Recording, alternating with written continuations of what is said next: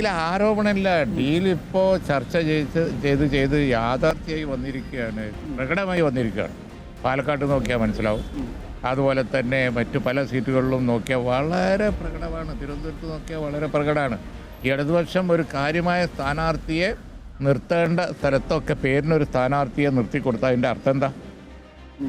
അത് ഡീൽ തന്നെയാണ്.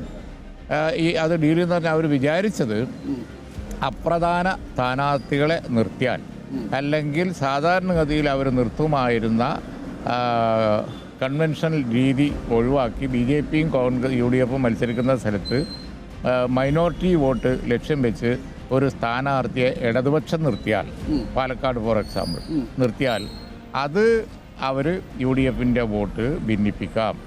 അങ്ങനെ എന്താ പറയുക, BJP ജയിച്ചോട്ടെ, അവിടെ ഏതാനും സീറ്റുകൾ BJP ജയിച്ചോട്ടെ. പിന്നെ അതിൻ്റെ ഗുണം ഇനി എവിടെയൊക്കെയാണ് അവർ പ്രോമിസ് ചെയ്തിരിക്കുന്നത് എന്നുള്ളത്. തദ്ദേശ വോട്ടിലൊരു 6000 വോട്ടിൻ്റെ വ്യത്യാസമേ UDFും LDFും തമ്മിൽ പാലക്കാടുള്ളൂ.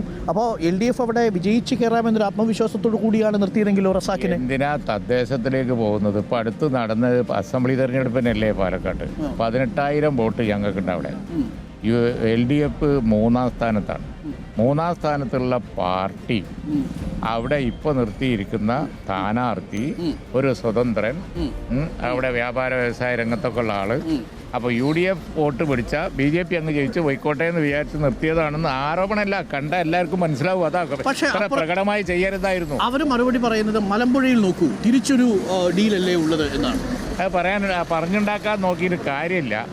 മലമ്പുഴയിൽ എന്താ? മലമ്പുഴയിൽ VS അച്യുതാനന്ദൻ്റെ കൂടെയുള്ള ഒരാൾ അവരിൽ നിന്ന് പിന്നെ പുറത്തു വന്ന സ്ഥാനാർത്ഥിയായിരിക്കില്ലേ. അവിടെ എന്ത് ഡീലാ? അവിടെ CPMനെ സംബന്ധിച്ചിടത്തോളം ഏറ്റവും ഷോക്കല്ലേ അത്.